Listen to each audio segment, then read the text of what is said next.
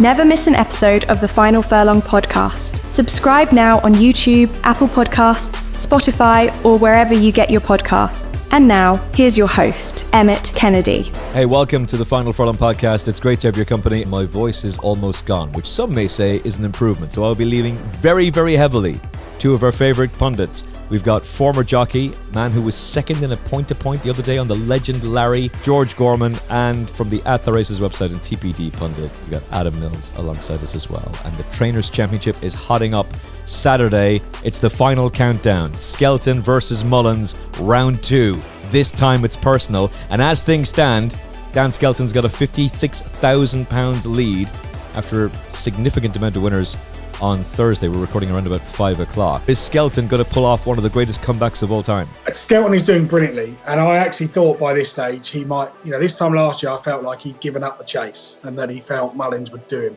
I still think Willie Mullins should, as many winners as Dan Skelton is having, he's winning the midweek races, and Saturday's card, those 3 or 4 key races are worth more than every winner that Dan Skelton's had in the last 7 days. But I'd still, at the start of the week, I would have said Dan Skelton was a 10 shot. Now I'd say he's probably around a 4-1 chance because he is just keeping Willie Mullins at arm's length. It is all going to come down to the Bet365 Gold Cup on Saturday. That's the big prize money race. That's the one that matters. But if Dan Skelton, he's had some winners today, he could find another couple of winners tomorrow. If he went into Saturday with a lead of 80 or 90,000, he'd always have that chance. And even every place matters now. Suddenly, horses that finish fourth and pick up £1,000 are worth it. And if Plumpton last weekend was brilliant. What a day's racing. Perth this week's been fantastic. The one thing this does is it makes what would normally be ordinary, run-of-the-mill, low-grade, midweek stuff at the end of the season into fantastic theatre. That being said, I still think Mullins wins it quite cosily. One of the reasons why you might be saying that is we can lean on someone else's work who's done the heavy lifting for us. Alex O on X did a breakdown of expected prize money. He says on current prices, I'm putting this up on the YouTube channel so you can see it there, but if you're listening to us on the podcast app, as most of you do, and it's much appreciated, on current prices and expected prize money, Mullins should win easily enough, expected by £120,000, but may not hit the front until after the celebration or even until after the Bet365 chase. The fact that those numbers are as stark as they are and as clear as they are, George, means it's still a massive uphill battle for Dan Skelton. That being said, he's putting up one hell of a fight. I think this is going to be a real heartbreaker for Dan Skelton, this one, because he's got plenty of horses with chances on Saturday. He's obviously flying at the moment. Let's say he's had 3 winners today. I can see him getting a couple of winners at Sandown and then Mullins doing him in the Whitbread. I think it's sort of like beginning to look like it's written in the stars a bit. He's got so many with chances there in the last couple of races. I could poke holes in some of his earlier runners, Mullins, but that will be revealed in due time. But I think it's going to look like the job's done from Skelton's point of view, and then I think the Whitbread is going to decide the championship. Well, we're going to talk about the Whitbread or Bet365, whichever one you want to go for, a little bit later on. But we're going to go through all of the races at Sandown because each one has a horse that the lads are at least interested in. One of them, a horse at a big price to get stuck into. So before I tell you about those, this show is independent, so it much depends on your support, likes and shares. Just a simple like of this episode on YouTube is a massive help to us with the algorithm. We really appreciate your support of the show. So if you like what we're doing, if you like the insight from George and Adam, if you like the style of the show and the various different levels of content we do for you, hit like on YouTube now. Make sure you've hit the subscribe button on the Apple Podcast, Spotify, TuneIn, whichever podcast app. Shout out to the Castbox crew, all of you who listen to the show on your various different podcast apps and supporting the show on YouTube. It's much appreciated. Likes, shares, subscribes. Hit that subscribe button. That's a massive help to us as well. All right, Bet365 Novices Championship final handicap hurdle. No horse for the Skeltons, no horse for the Mullins team. Paul Nicholls has won this twice in the last couple of years, and he's got the second favourite with the informed Harry Cobden on board, 9-2. The favourite, though, is Kitseem with Jeff Banks bet. James Bowen and Nicky Henderson, a 4-1 shot. Serious challenge for Fergal O'Brien and Johnny Burke, a 7-1 shot. Is there a horse in here at a big price, Adam Mills, for you?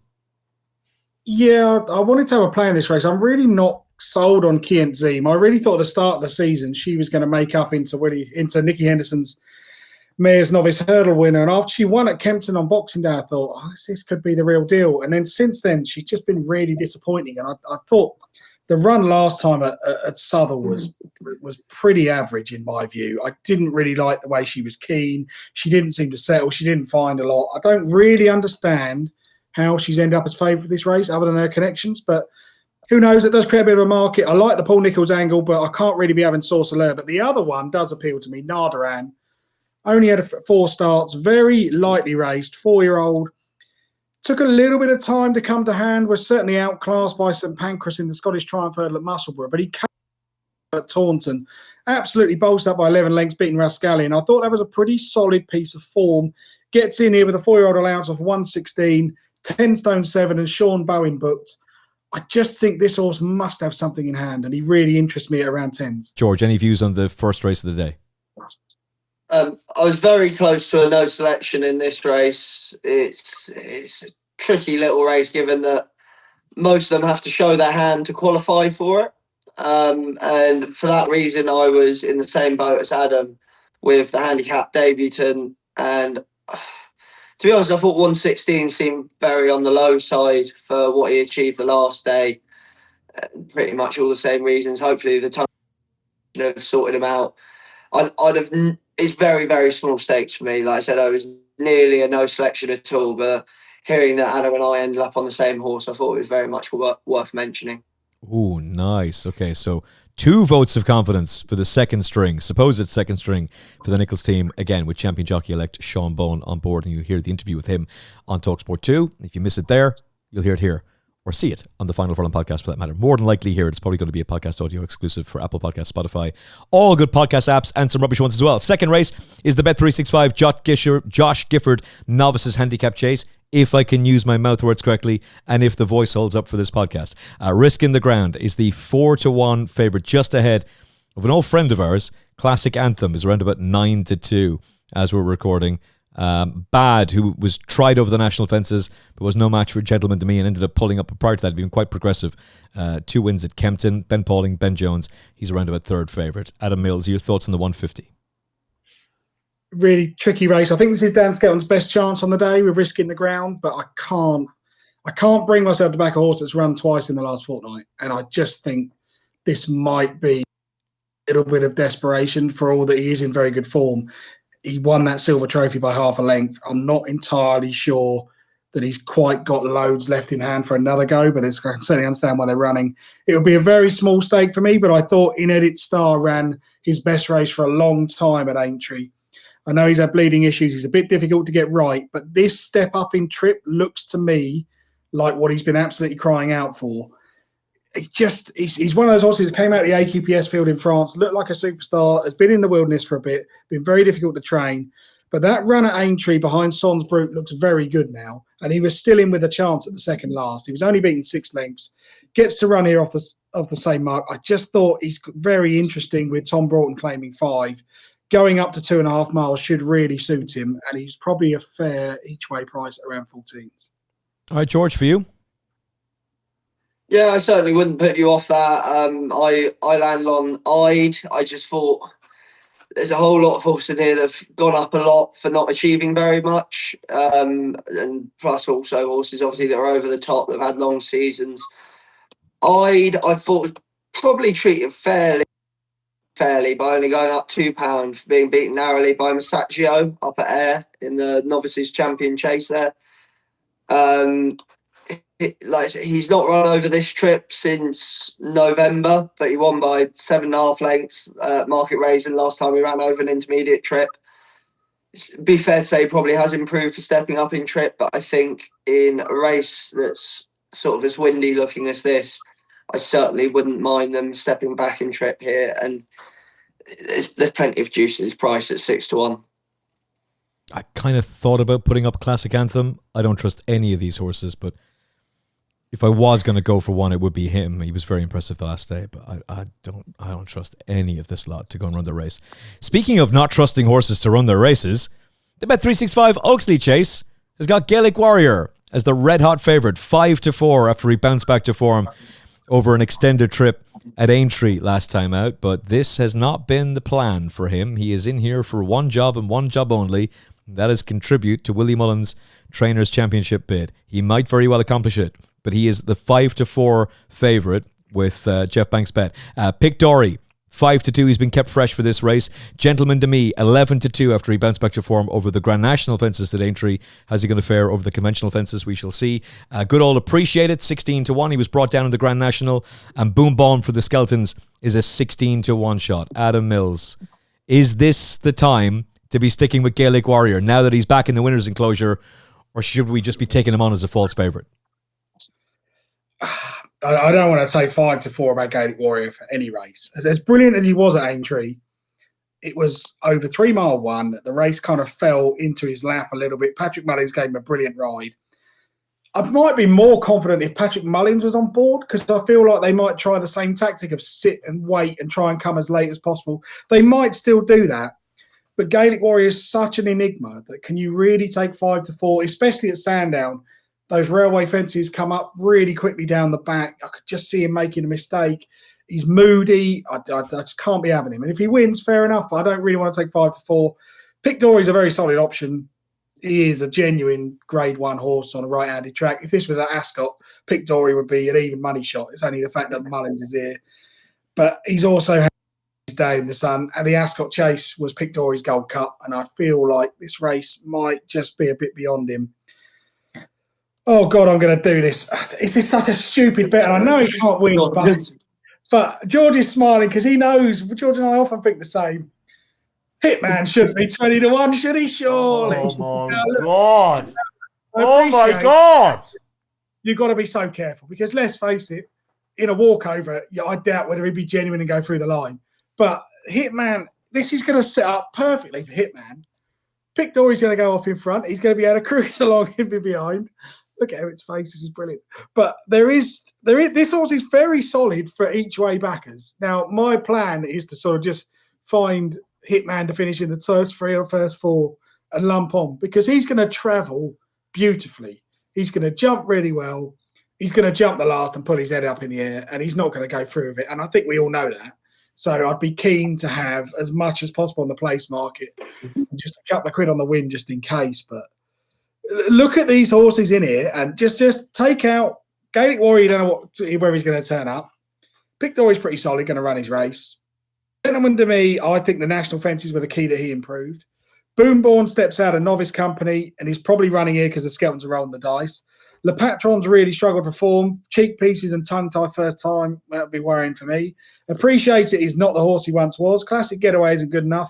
Garlaw, there's no way that this trip's going to suit. There's a very good case to be made that there aren't 3 horses who are going to run their race as well as Hitman will. And so 20-1 each way looks pretty fair. I've had some technical difficulties there, boys. I apologise. I had to take the earpiece out and switch it to the other ear because I thought I heard Adam Mills say, Hitman is the selection. And that's hilarious. There's no way. After poor old Liam put him up in the Grand National and that didn't work. There's no way only a month later another pundit would put him up. So you might want to take that one from the top there, Adam. Who were you actually putting up? No. We'll go each way with Hitman. George Gorman, your selection for the 225, the Bet365 Oaksley Chase Grade 2, the Menorah Challenge, in honor of Menorah, an honest, game, tough horse. Who are you going for? I was like, it's not my main selection, but 100%. If I can get 4-1, 3 places, Hitman, I will definitely be taking that. What the hell is going on? What is happening? These guys lost their mind. Hitman! Could you imagine walking into a bookmaker's and going, can I have a few quid each way on Hitman?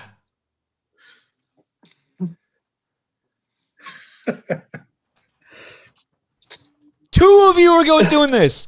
Somebody dial up Liam Firkin and get him on this show now. He's obviously infected both of your minds. Emmet's neighbours are currently wondering exactly who he's trying to have killed. Oh, they're constantly asking themselves that question. He's walking around screaming "Hitman" over and over and over again. Also, when the voice is almost gone to the point that you're going to the doctor to go, hey, this has been going on for like a week and a half. Can you do something? Probably not the best of idea to then start screaming and roaring. But hey, anything for the podcast. Yeah, look, I'd have been dead against him if he rocked up in the Whitbread. I think he needs things to be fairly easy for him. So anything sub 3 miles, I think he'll finish second or third to whatever he wants, won't he? We know that about him. I wouldn't back him. I won't have a penny on him to win. I understand Adam doing it because you go, oh, geez, imagine if he did. But I think we're beyond imagine if he did territory with Hitman now. Wait, that's not... You can't be seriously putting... Like, that might have been something I would have said like 10 years ago with the David Pipe horse. Oh, imagine if he did, I have to back him. You can't do that. That doesn't work. You have to pick horses based on... Look at his form. Form, ratings, ability... stride analysis, something that Race IQ are able to point to that makes you go, actually, you know what? Like, do you genuinely fancy this horse?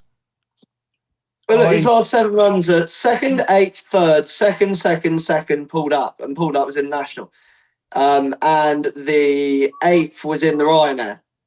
Like, you need, as long as you're not talking champion, he'll finish second or third to whatever he wants. Like, that's the basic thing with him, isn't it? But my main selection, you could call him all sorts of names if you want.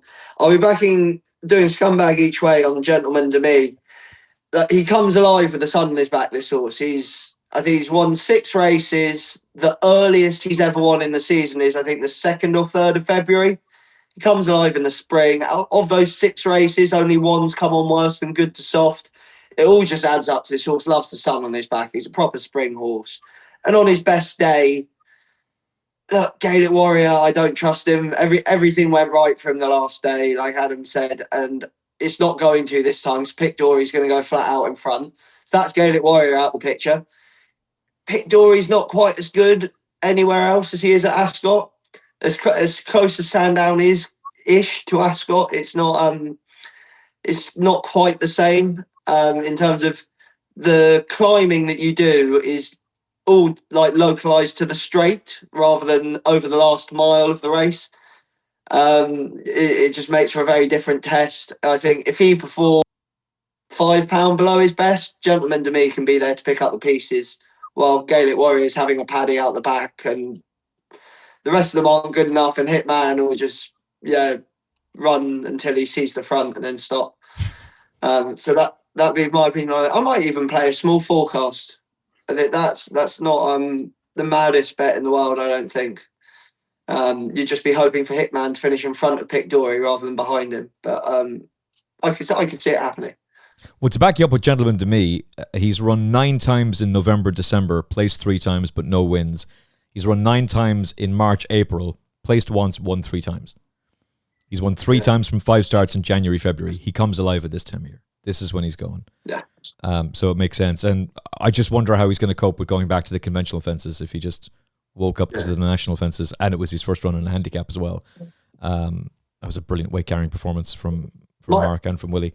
Might have lit fire under him. Yeah, it might very well have. And if it has, then 11-2 is a very, very fair price. I thought Pick Dory was the one. He's been kept fresh for this race. He's been kept away from the spring festivals. He was really, really good at Ascot. He loves a right-handed flat track. He's arguably best when running fresh. He's run 6 times off a break of 60 days or more, and he's won 7 of his 9 starts on good ground. He's got Paul Nicholls, who's back in form, Harry Cobden, who's just been on fire lately. I think he can hit the back of the net. And I can't believe I'm saying this, just because the two of you were so convincing, and Liam Firkin almost convinced me to do an each-way bet on Hitman at the Grand National, which I managed to thankfully talk myself out of, mainly because he went into 66-1 on the back of what Liam had been saying, and then went into an even shorter, but he went off 28s. He was putting them up at 150-1, to be fair. But I might do the forecast straight, because there's no way he'll beat him. But Pick Dory to beat Hitman, a couple of euro on that, perhaps. So Pictori is the selection for me. Is the overall selection for you, Adam, Hitman? Yeah, well, Hitman will be the only horse that I think is value. So I will be backing Hitman. But, you want to, if you're going to have a tenner, you want to be thinking, I'll have 9 of that £10 on place only at 7-2 or whatever he is. And then I'll have the pound to annoy the bookmaker. But there is, you have to just, I know we laugh and joke, and horses like this get a reputation, and deservedly so in Hitman's case. Because let's face it, he's been odds on him running 4 or 5 times in his career and not gone through it.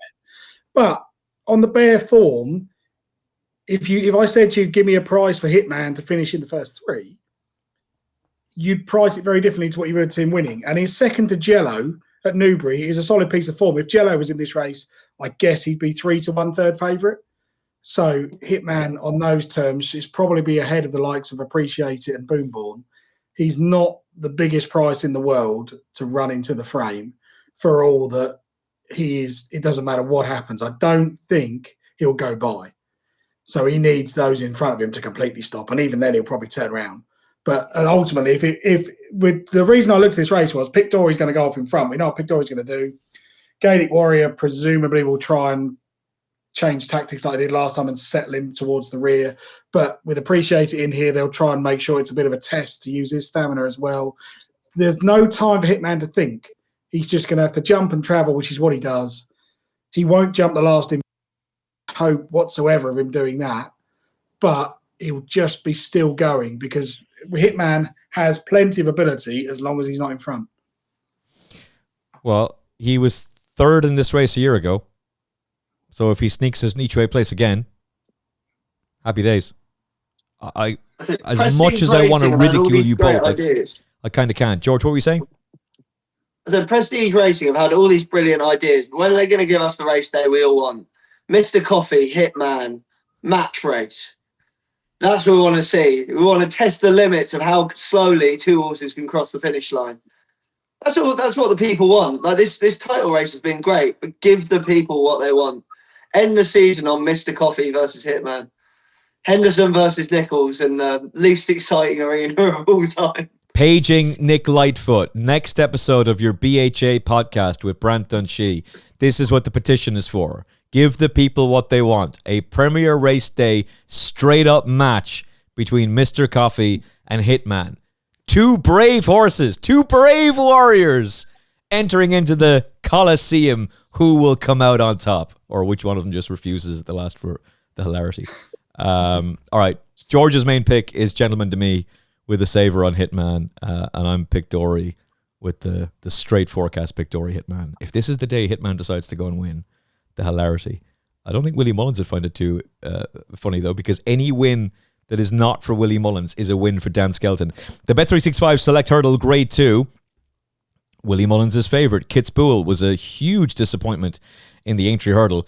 I should say the Liverpool Hurdle, because that was the race he ran in and not the Aintree Hurdle. Had he run in the Aintree Hurdle, maybe he would have been a little bit more competitive. Perhaps it was that 3-mile trip that was just too much for him. But he's being wheeled out again only 21 days later, and Jeff Banks makes him the 13-8 favourite. He wears a first-time hood, and that's been pretty successful for some of the Mullins horses over the last couple of weeks, and particularly at Cheltenham. A lucky place for the Henderson camp is a 9-4 shot. James Bowen in the saddle, and we wish Nico de Boinville well. That was a horrific fall, and hopefully he's back sooner rather than later. Take no chances for the Skeltons. She ran a blinder in the Mare's Hurdle, was fancied to do so, and obviously Lossiemouth has come up and won a Grade 1 since at 13-2. Salver for the Moore team. We'll hear more from George in a second. Caelan Quinn in the saddle, 7-1. Blue King Daru for Paul Nichols is 15-2, and Skelton has also got Gwenny May Boy, Charlie Todd in the saddle, and the horse has been backed 25-1 when Jeff Banks initially priced this up. The traders have had to cut that horse to 16-1. All right, Adam Mills, who's going to come out on top in the Select Hurdle, a race that the Mullins camp won a year ago? Are they going to win it again? Yeah, I think so. I think this is Kitzbühel's race to lose, to be honest. I don't necessarily think Kitzbühel is this sort of 165 rated hurdler in waiting, but I just think this is a bad race, and I think he's been well placed. He jumped to his right at Aintree. It just didn't suit him. The ground was a bit lively. This will be more his trip. The hood goes on. He showed so much form earlier in the season. That performance at Punchestown was really impressive on his first start for Willie Mullins. He beat Colonel Mustard, who's a very solid yardstick. Colonel Mustard doesn't win that often, but he always runs his race. beat him quite easily. Went to Gorman, did really well there to win the Red Mills trial. It didn't quite work at Aintree, but back to this intermediate trip should suit. I couldn't see too many obvious pace angles that are going to make this into a real test. So I think they'll go relatively steadily. Take No Chances was ran really well in the Mayor's Hurdle. I was actually pretty disappointed with her run at Aintree. Given the way the race panned out, the fact she was 8 lengths behind Woodoo was just a bit disappointing. She looks to me like she might need a break, and everything else probably isn't good enough. So for that reason, this is, I think, where the tide really turns, and I think Willie Mullins will land this quite comfortably. Okay, I kind of get the feeling that Adam is right. I'm just not entirely certain I want to take that price, George. And the only one that really appeals to me is your horse, Salver, who's coming into this fresh. He hasn't been seen for 62 days. He was beaten by Namian Line last time out. Maybe he didn't quite run his race that day in the National Spirit. But prior to that, he'd really pushed Namian Line quite close. What's the latest on Salver? Yeah, no, you're right saying he didn't run his race the last day. Like there were reasons for that have been addressed. Like that, obviously off the time before, that wasn't his running. I'll worry about him on this ground. I think, look, it'll be perfectly safe racing ground. I won't worry about him from an injury perspective, but he's a big horse, and a lot of his best form has been on quite deep ground.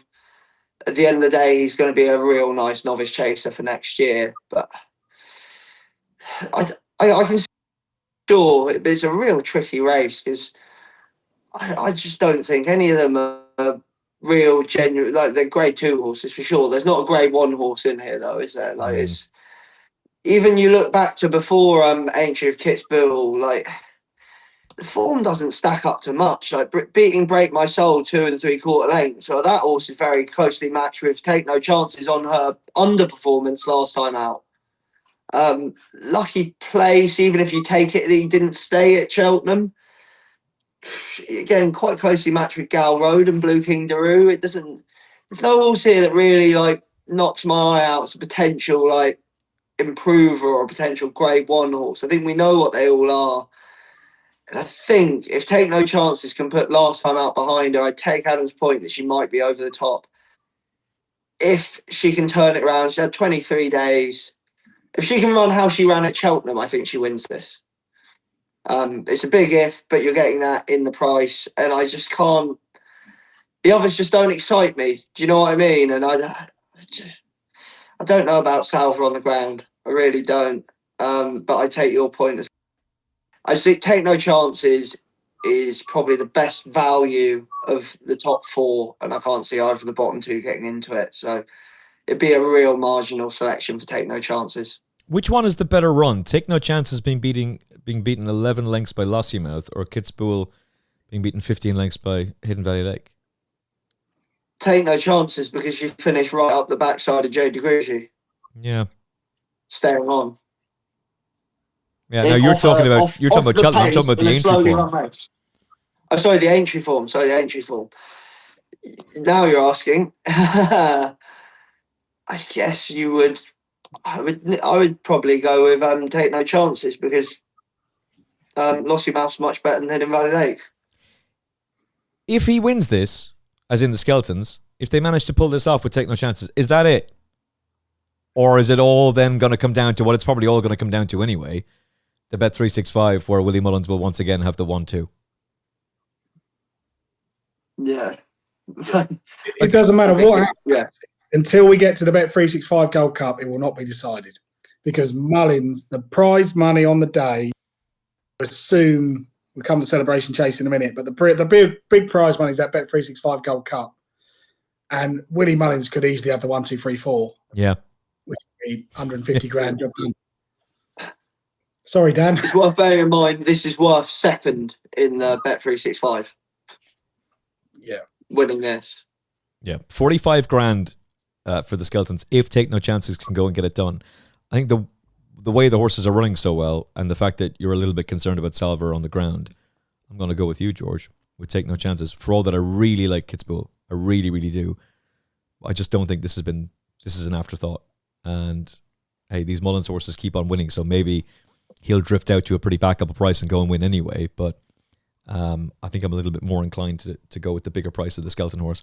We'll go to the Bet365 Celebration Chase, the Grade 1. So this is essentially John Bond's coronation for the season. He absolutely loves this race, loves right-handed tracks, like the ground. He's got no issue with it. And more importantly, he absolutely loves Sandown. Mark Walsh replaces the injured Nico de Boinville. He's a 2-1 on favourite to be another big winner for Nicky Henderson and give himself an 11th Grade 1 win. Energumene, his old rival from Ascot. How does he get any closer to him on this ground again? Don't know, but Paul Townend is going to ride him. He's 11-2. Il était temps with Danny Mullins back aboard. A 6-1 shot, and it is a really, really great sight to see Il était temps back in action. Edward Stone, 14-1. Master Chewy, 20s. Unexpected Party, 25s for the Skeltons, and they've also got the 100-1 shot. Harper's Brook, desperately trying to get them some valuable prize money. Adam Mills, is this all about John Bond? Does he win? And if not, who could take advantage?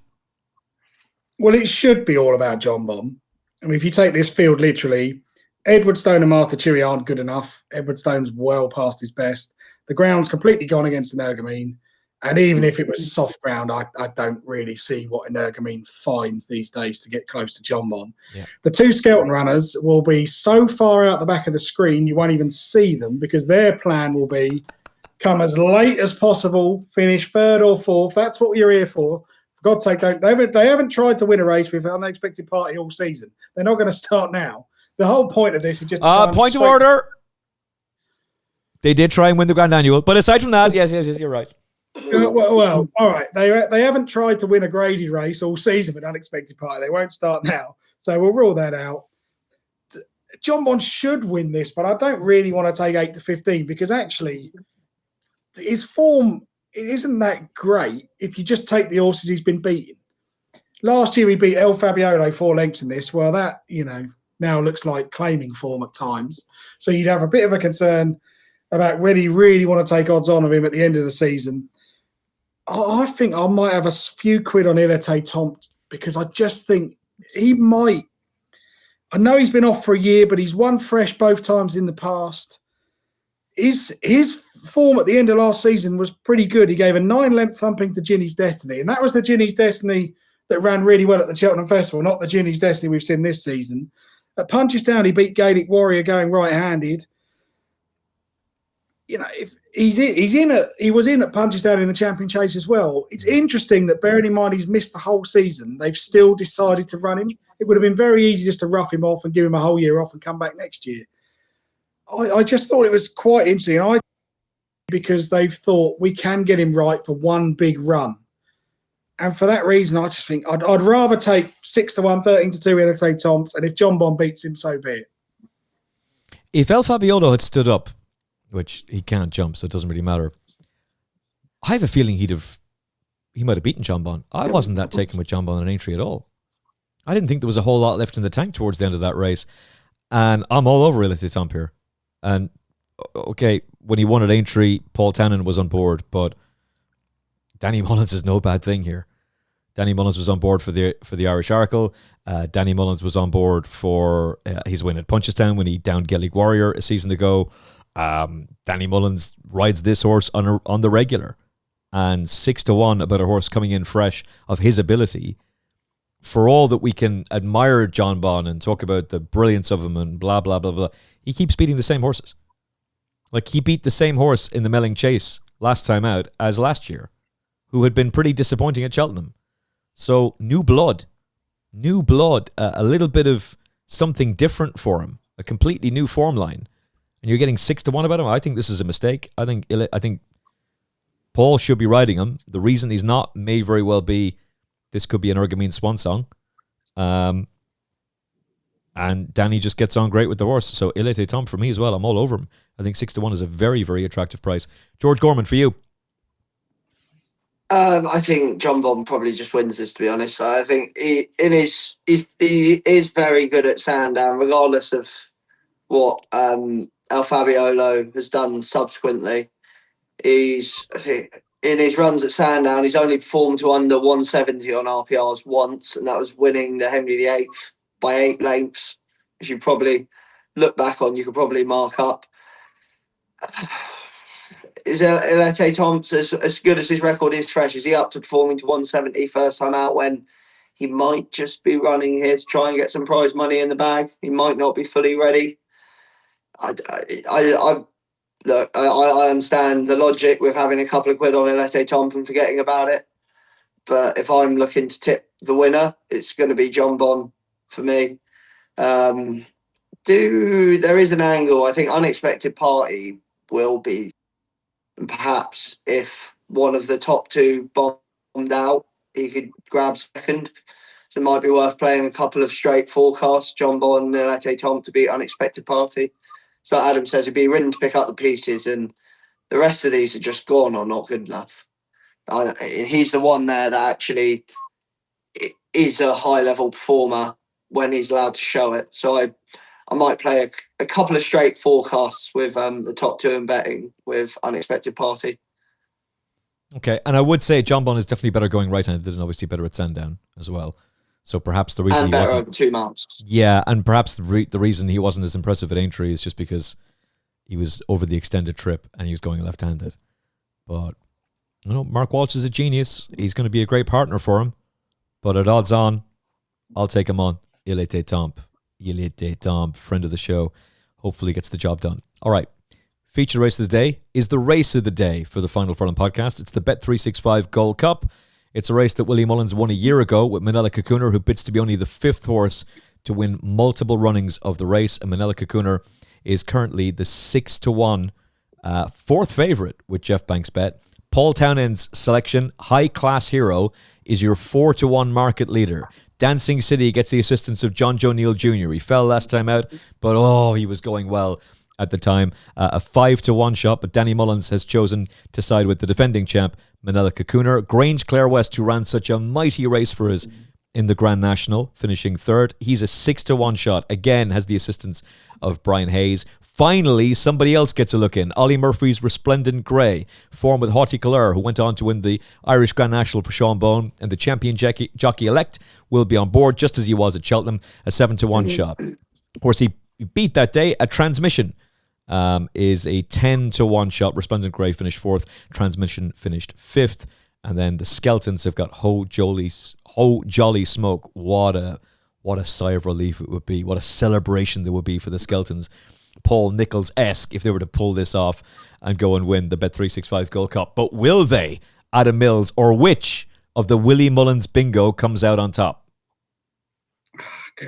Good question. This race is the reason I fell in love with racing. When I was 7 years old, my dad took me to the Whitbread. Topsham Bay, ridden by Richard Dunwoody, was done in a finish by Give Us a Buck, and then a 20-minute steward's inquiry, and bing bong it went, and they flipped the result. And my old man nearly cried with joy. It's one of the few memories I've got my dad being at racing, as he cried as he suddenly looked and went, "Jesus, we've won!" Happy days. Nice. We've been in love with racing ever since. But yeah, one for the really good guys. Topsham Bay ended up in retirement with a friend of mine as well. Topsham Bay was an exceptional horse in the days when proper Gold Cup horses ran in this. I think he beat the Fellow and Garrison Savannah and a few others. Really good race that was. This year's race is really all about Willie Mullins, isn't it? Surely. This just, as much as I don't like him having 10 in it, I mean, I'd love to get a price on Grange Clare West being a late non-runner, because this to me looks like a kind of a, can we compress this handicap as much as possible? And then all of a sudden he won't have eaten up. Maybe that's not Paul Nichols tactic from back in the day. Well, I kind of made up my mind. I didn't really want to back anything that had run at Aintree. I thought that was a really hard national. I don't necessarily think 3 weeks is enough recovery time.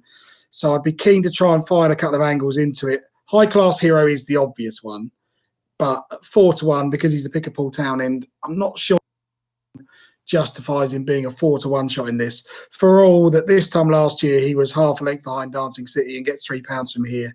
Now they're over fences. It's very difficult to find a horse in here that's in the handicap because of the way the weights have worked out. But I'm going to take a chance on a couple of Mullins ones. The first would be Spanish Harlem. Really unlucky in the Scottish National, but that was the best I've ever seen Spanish Harlem travel. Yes. And he was really still in with a chance. I don't think he would have beaten Captain Cody, but I think he would have probably finished in the first 3 or 4. And he obviously didn't have a hard race because he only got to halfway or just past it. So he would certainly be interesting. Sam Tristan-Davies is probably quite a good jockey booking for him because he can be a lazy sod. So having a jockey who's going to really get into the drive position can help. But my other play will be on Lombron, who's being ridden by Rachel Blackmore. Extremely lightly raced, only had 3 starts over fences. Did really well to win at Clonmel last time. It was only a beginner's chase, and he might find this coming a bit too soon. But he's in the handicap of 142. He is the proverbial could be anything. The ground is really going to suit him. I thought each way at 25s, he was quite a decent bet. I would love to play the Willie Mullins combination forecast, but there's just too many of them in here. You put those 3 in a little combination forecast Tricast, where I'll have High Class Hero, Lombron, and Spanish Harlem. But I would make Willie Mullins 1 to 20 to win this, and therefore he's got to win the trainers' title on the back of it. I'd make him a long odds-on favourite to have the first 2 at least, which then also means he's going to be champion trainer. At least you would imagine 98 grand to the winner, 37 grand for second place. The question is, though, which of the first 2 is it going to be, George? He said the 1-2 in the Scottish Grand National. He said the 1-2-3 in the Grand National itself. Can he pull off a similar feat with 10 runners in the Bet365? And if so, what's the combination Tricast going to be? I certainly think he can win it with Manila Kakuna, last year's winner. It comes here off just £2 higher. Sort of one of the stories that was taken out of the National was how well he ran despite saddle slipping at the start. Yeah. I take Adam's point about horses that had a hard race in the National, but he won this last year off the back of a early Irish National that was running heavy ground where he was being.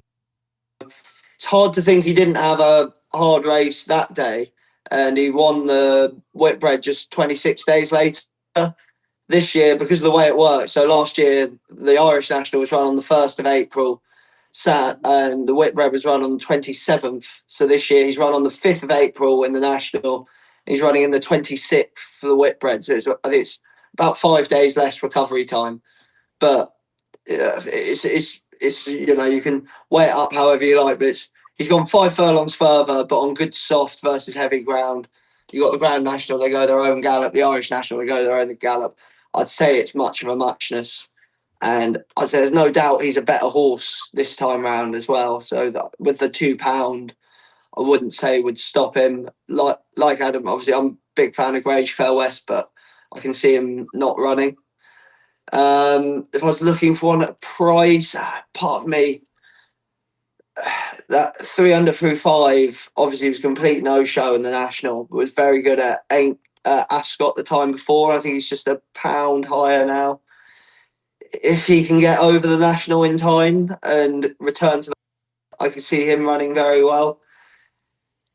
I'm gonna. I think Goshen will run certainly into the first 5 or 6. He's looked back in love with the game the last 3 starts. He's got a different work rider at home. He's doing whatever he wants at home, basically. He's going out. If he wants to go slow, he goes slow. If he wants to go fast, he goes fast. And he's thriving off it. He looks an absolute picture. His head's over the door. He's got bright-eyed, bushy-tailed. I think just running in this sort of race, things are going to happen even slower than they've been going the last few times. And if he can really enjoy this, especially if he can stay out of traffic, I think if they ride him sort of on the outside, out the way of everyone, well, they're not going to be able to do that. He's going to have to go around the inner, isn't he? But if he can be sort of kept out the way a bit and come through beating horses late, I could see him running into one of the extra places at a very big price. But I'd very much be his 50s at the minute. I think I wouldn't want any shorter. He's one that you'd have a swing at a stupid price. But I can definitely see him running into the first 5 or 6, which you'll get in terms of extra places. I wonder with the jockey bookings, is Dancing City going to drift? Just because Paul Townend and Danny Mullins have chosen who they've chosen. And if people are just going to go, oh, well, they obviously don't think he can win. Keita Bourbon gets taken out after Dancing City's fall, and he ends up placing in an Irish Grand National. And I'd say a mark of 151 underestimates what Dancing City is capable of. I'm not entirely certain why Chosen Witness has gone from running in a Scottish Grand National off a mark of 137 to running in a 365 off 142, having been pulled up. It just seems like, well, you're trained by Willie Mullins, son, so up you go. But he's It's handicap debut. He's literally a grade 1 class horse running in a handicap. And John Hill Jr.'s had great success for Willie Mullins already this season. He might do it again. 5-1 is a price I'd be looking for a little bit bigger, but wouldn't be surprised if he did drift. And so Dancing City would be the one that really interests me. Of those at bigger prices, for everything that Adam said, Spanish Harlem. He was travelling real well in the Scottish Grand National. It's far too early, and he's very unlucky with what happens. And there's nobody can do anything about what happened that day. It's just one of those things. But you're now getting 33-1 about him. He's a very, very frustrating horse, but the ability is there, and this might be the race that brings it out on him, particularly on that ground. So 33-1 with Sam Tristan Davis on board. I think he's a really, really interesting one. Dancing City, though, would be the overall pick, and it's probably going to be a Willie Mullins 1, 2, 3. Let's try and work out the combination Tricast between the three of us. Adam, you've got one horse to pick. Who is it? High Class Hero. George. Manila Kakuna. Dancing City. High Class Hero, Manila Kakuna, Dancing City. It's not going to pay a whole lot, though, is it? Do we need to get something bigger priced? Yeah, when Grange Fair West gets taken out, we've just said do a combination Tricast on the top 3 in the betting. There you go. Combination Tricast, combination forecast. If you were going to go for one at a bigger price, who is it? Spanish Harlem's the obvious one, I think. Yeah, I think Spanish Harlem. With a win chance? Or without a win chance? Oh, we only need him to be placing. We need the Tricast to be up. We want the win chance. Yeah. If it has to have a chance of winning, it's 3 under through 5. If it's just it's Goshen. Okay. We're looking for a Mullins horse, though. We're looking for this. Sorry, Dan Skelton, but we're looking for this inevitable Willie Mullins 1, 2, 3 in his staying handicap chase. He can't win a handicap at the Cheltenham Festival, but he can dominate them everywhere else. What about Clark Kent with the 5 off? Because then he's only £5 out the handicap with the 5 off. Yeah. He ran very well last day. Yeah. So he's the same amount out the handicap as Spanish Harlem. No, it's Goshen once you take the £5 off. I wondered about Olympic Man, because Johnny Burks had a blinder in the Grand National under conditions that were far from ideal, and then he's run another blinder in the Scottish Grand National where he's done everything right except Harry Cobden comes and nuts him on the line. So Olympic Man in a first-time hood at a big price. He was sent off favourite for the Scottish Grand National as well. Maybe he could be one. So I'll do some sort of elaborate Tricast on High Class Hero, Dancing City, Manila Kakuna, Spanish Harlem, Olympic Man. How much is that going to cost, Adam? A lot. 124 perms, I think. So if we do, 50 pence each way Tricast. Could be booking the flights to Dubai after that one. If it goes the right way, if the big price ones are the ones who get into the frame. Wow. Yeah. So, I mean, in the Scottish National it worked because he had 6. So you had 6. That was 30 bets for the full cast. Paid 125 quid. So you got paid at 3-1. When he's got this many, yeah, it's kind of like, and what if you put 6 in and his 7th choice wins? Yeah. Or worse, you're looking, thinking, I've got the Tricast, and then Paul Townend drops his hands and Goshen comes flying past him in the 3rd. You'll be on the floor. This isn't a Tricast race for me. I think there's just too many. I liked Victorino, but I'm just not sure about the Venetia Williams form. And for that reason, I'm just going to have to skip him. What if we were to do Ascot as well? Yeah, I think you're right there. What if we were to do High Class Hero, Lombron, Spanish Harlem, Dancing City? So we take 4. Yeah. How much does that cost? It's 24 bets. So okay. I'm going to swing at that. High Class Hero, Lombron, Spanish Harlem, Dancing City. And then hope that combination is 1, 2, 1, 2, 3. See you in Dubai. Okay. Any other business for our race of the day, the Bet365 Gold Cup? Nope. All right. Best of luck with your selections. That is our preview of the feature race of the day, the deciding race for the Trainers' Championship.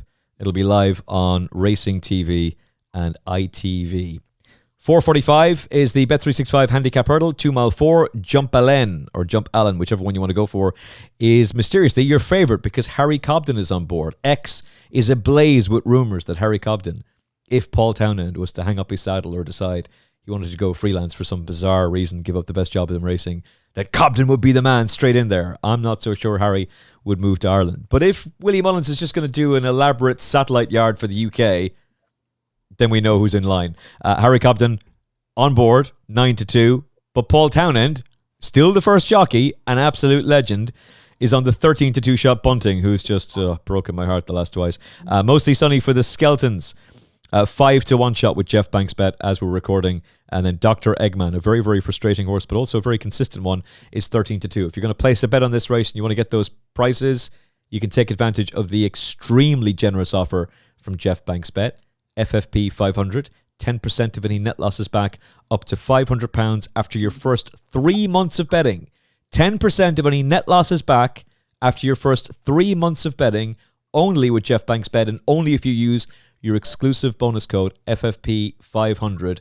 Sign up now at jeffbanks.bet. You can stream all the racing at Sandown, all the racing in Britain and Ireland on the Jeff Banks app, and there's loads of other various different incentives and goodies on the Jeff Banks website. No casino. No casino. You will not be inundated with all kinds of various different offers for free spins for this and free spins for that. You will only be getting offers for betting on horse racing, betting on sports. jeffbanks.bet, FFP 500. Sign up now. Adam Mills. Is this the moment that Bunting goes and wins when I don't back him? It might be. I wouldn't be that... his run at Cheltenham was disappointing, but was it disappointing or was he just in the wrong race and just the wrong price? Didn't really suit the Coral Cup. I thought his run in the Scottish Champion Hurdle was better. Yeah. And he was only beaten sort of 6 lengths in that. It's just whether does he really want this kind of ground and this kind of test? I'm not really sure. I think Bunting is going to be one of those horses, just a bit of a slow burner. And I think when he gets to be 6 rising 7, you'll see a lot better horse from him. I felt like they were running Bunting here to kind of give the weights and the best chance to Jump Allen. Jump Allen's got some reasonable form, and it's interesting to see that he actually had a Grade 1 entry at Punchestown next week in the novice hurdle. So they obviously think a bit of him. Harry Cobden booked is quite an obvious one. The Skelton pair half interested me, but they've both kind of run in the last week or so. I just feel like this is sort of Dan Skelton looked and thought, I've got to throw something at this because if I'm £2,000 behind, I kick myself if I didn't have a chance. But I quite like Push the Button. And I just wonder if maybe we're all looking at Mullins and Skelton and thinking one of you two is going to win this. And Push the Button might just be the sort of solid option in this field. He'll run his race. He's by Kingston Hill. I think the ground will be fine. Thought he ran reasonably well at Aintree behind Deep Cave. Deep Cave is a genuine good ground horse, and it really suited him. I thought Push the Button did pretty well given the mistakes he made. Didn't have the pace, but he just kept finding and kept trying. I thought the fact he's dropped down to 2 mile 3 suggested to me that they were going to be quite aggressive. And I think a front-running ride from Sam Twiston-Davies is just what this horse needs. And I just felt he was priced on form. Most of the other runners in here are kind of priced on the fact that they're trained by Mullins or Skelton. So for that reason, I thought an each-way bet on Push the Button was a fairly safe option. Okay. Don't have anything to argue with you there. It seems like a pretty reasonable selection. George Gorman, for you? I hovered over Push the Button for a long time. It's worth noting that he actually got at Aintree. He was 19 lengths closer to Catching Dairy than he was at Exeter 2 starts before. Like they'd obviously been keeping a hold of him for the big spring festivals. And he had all the right horses around him on the day at Cheltenham and Aintree. But I have a pair. I think Mostly Sunny, to me, screams of one that, ironically, given its name, I think Dan Skelton had this in his back pocket for a rainy day. And he won like a horse with a lot in hand the last day. I don't think extra £6 be fairly unlikely to stop him when you're looking at horses that are obviously well handicapped here. For me, he's probably the one. Whether he recovers in time that's why he's not, much shorter than he is. But he'd be my main play for the race. And then I think Got Grey ran very well against Give Me 5 the other day. I know he was sent off favourite, but for me, Give Me 5 probably should have been sent off favourite. It was the horse in form with a touch of class. He's up 3, but he gets Tristan Durrell's 3 back off again, so runs off the same mark. I'd probably just take those 2 against the field. To maybe who knows? Maybe there'll still be 15 grand in it come the last race of the day. Maybe this is the race that decides the trainer's title. Who knows? But they were the 2 that jumped out at me, regardless of who the trainer was. Just looking through this race, a horse that's rated to certainly at least finish in the first 3. They were the most obvious 2. I wouldn't be surprised if King Alexander massively outran his odds, but I don't have a very strong view in the race. Just that he's an 18-1 shot for the Mullins camp, and well, they keep on banging in those winners, so keep him in mind, and he comes into the race fresh. All right. Any other business that we should be highlighting before we wrap up the weekend preview? Anything else that's going to be out over the weekend? There's a race in France in Auteuil, the Mighty Celt. Straight away, raised eyebrow from Adam Mills, but I quite like this horse. He's owned by the Coolmore team, and he's part of a project to try and find the next walk in the park. He's a full horse. Obviously, James Reevely has chosen him over Wild Bill Hitchcock, who was didn't know what to make of him the last day, but Mighty Celt was very, very impressive in a race that there was an odds-on Willie Mullins favourite. It was just after Cheltenham. Rachel Blackmore went over to ride that horse, and the Mighty Celt absolutely buried him. Keep an eye on that horse. You'll see it live on Sky Sports Racing, 1:33 at Sandown. Sound of Lightning, I thought, shaped very, very well on debut for Dunick O'Brien.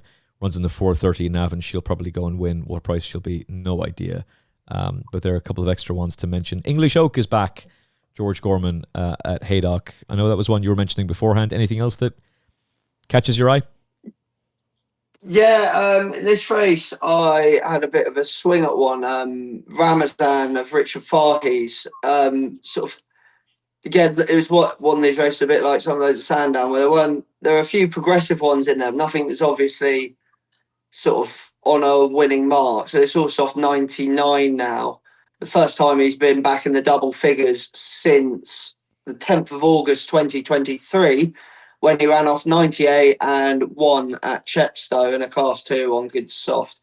It's taken a while to come down because he's been running well off marks in the 100s, but he's finally found his way back down into the 90-somethings. And at 14-1, I think he's got a cracking each way chance, having got a run under his belt already at Musselburgh, where a few of these, like English Oak in particular, are making their seasonal debut. And I had one in the other ITV race over at Leicester, the Richard III Cup, which I presume it's been named since they found unnamed bones under that. We've got Havana Pusey, who again is off 85. Last winning mark was 78, so wouldn't necessarily be obviously well handicapped, but beating a nose just 2 starts ago off 84. Then you go back, he'd beaten a neck back in August last season off 84. Second, beaten 2.5 lengths off 85. Like, it's just, for a 16-1 shot, he's waited to run his race, and there are a few of these again that are either sort of won recently and gone up a lot in the weights, or like maybe younger, more progressive horses, but just unknowns basically. I think this horse is weighted to run his race and does more often than not off this sort of mark, and 16-1 is probably far too big. Okay, there's a horse called Coma Cluster for the New Yorkers family who runs in the 2:30 at Weatherby. Billy Lucknan's already been booked to ride for George Bowie. Shaped really well behind Manila Thriller the other day. There's a race on that horse very, very soon. And a mark is 71. Surely she's winning. Surely she's winning off that. Daughter of Wooden Bassett out of a poor Moab mare. So what price she'll be, don't know. But she was pretty weak in the betting the other day. She could be an interesting one for the multiples. Adam, for you? Just a couple of things to watch out for. Obviously, you mentioned the Mighty Celt at Auteuil. I know Sandown's more important on Saturday, but it's a really good card at Auteuil. Slightly. Features the return of Grandiose, the French Gold Cup winner from last season. He runs in the Grade 3 chase at 3:15. I thought he'd probably win that, looking at his form, but he just wanted to keep an eye with May in mind. And then on Sunday, when the jump season is finally over, or finally over in the UK, there is the first Group 1 of the season, the Prix Gannet at Paris Longchamp. 6 runners going to post. Return of Sosi for Andre Fabre. But there is one just to keep an eye on. The only filly in the race is called Higher Leaves, trained by Henry de Bromhead. Thought it was quite interesting. that they're pitching her straight into Group 1 company as a 4-year-old. She actually came to France in November, won a Group 3 down at Toulouse. Before that, she'd run really well at Longchamp and at Ascot and at Newmarket. It's probably a step too far, but I just thought it seemed very unlike Henry de Bromhead. I know he doesn't have too many on the flat, but to be throwing probably his best flat horse straight into a Group 1 at Paris Longchamp looked quite interesting. She might be a price. The only other bet I have is on Saturday. Bearing in mind that I've just tipped Hitman, this could be my last appearance on the Final Furlong. Its face. So I better bow out with a winner. The 425 at Haydock, there is a runner for William Haggis called Maelstrom, who actually won this week at Yarmouth. He absolutely bolted up under Kieran Fallon on the handicap debut. He is chucked in under a penalty. Tom Marquand goes to ride. No prices yet for this race, but anything evens or better will be a bet for me. Okay, Higher Leaves, daughter of Golden Horn, takes on our old favourite Al-Rifa. Shinenberg didn't do a whole lot for the form in Dubai, but he clearly just had a hard race in Qatar. In Saudi, I should say, actually, for that matter.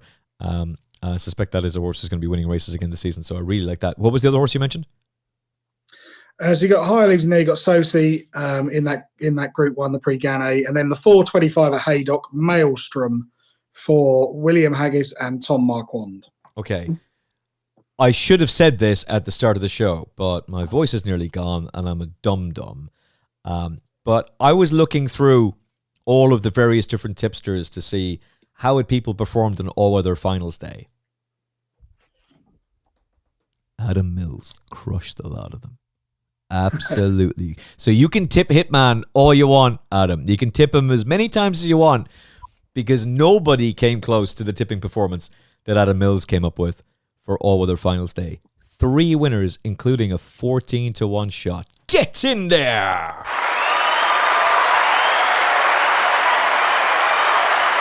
Should have been given your dues at the start of this episode, by the way. You should have been given your dues at the start, but better late than never.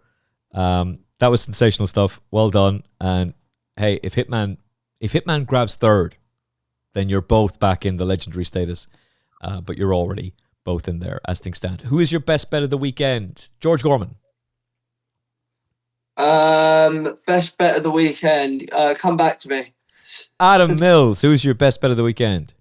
Would be Kit's Boohal in the select hurdle. Okay, I'm going to go for Il Était Temps. Might seem like a mad one, but I think at the prices, he's got too big a chance, in my humble opinion. George Gorman. I'm going to go Manel Kakuna in the main race. You got a patent there, and it's all Willie Mullins horses. Sorry, Dan Skelton, but the Willie Mullins Express is on its way to Sandown. Does anybody have a score update before we wrap up as to how things currently stand with Dan Skelton? He did lead by 56,000. Has he had any more winners since we've been recording? Not according to the Racing Post. His current lead is 57,477 pounds, if my maths is right. So he's had a couple of horses. He has close. had another winner at Par. Did you say he has had another winner? He hasn't. Okay. But he's picked up some place money for 4th place as well. So he's 57 grand in front with runners tomorrow. He's going to be tough. Should be mentioned just on the any other business. I forgot to say, Kyprios is back in the vintage crop. Probably should have led with that. Probably worth mentioning. Yeah, probably should have led with that. But yeah, he's not exactly going to be a betting proposition. But not everything is about placing a bet. And it is just going to be good to see him back. If you like this episode, smash the like button. Smash the like button. You have no idea what a help it is to us with the algorithm. And subscribe so you never miss an episode. You can subscribe to us on Apple Podcasts, Spotify, tune in so you can take the podcast with you wherever you're going, or subscribe to us on YouTube so you can see us in all of our glory and not quite Ultra HD, but enough that it keeps the show going. From George Gorman, Adam Mills, and me, Emmet Kennedy, thank you for watching. Thank you for listening. Hopefully there's lots there for the gravy train, and we'll talk to you again very, very soon, perhaps discussing Hitman's heroic victory at Sandown. Who will have come out on top? Dan Skelton, Willie Mullins. 2 trainers enter, 1 trainer leaves, or at least Arrigo does. We'll talk about that on next week's review show. From Adam Mills, George Gorman and me, Emmet Kennedy. Watch out for us on Sky Sports Racing. Listen to us on TalkSport 2 on Friday, and have a listen out for the champion jockey-elect Sean Bone with that interview coming your way as well. Look after yourself and each other. Enjoy the weekend's racing. God bless. In horse racing, every furlong matters and every episode counts. So stay ahead of the field by hitting subscribe to the Final Furlong podcast on YouTube, Apple Podcasts, Spotify, and all major podcast platforms. It's free and it gets you one step closer to the winner's enclosure. Subscribe to the Final Furlong podcast and join us on the gravy train.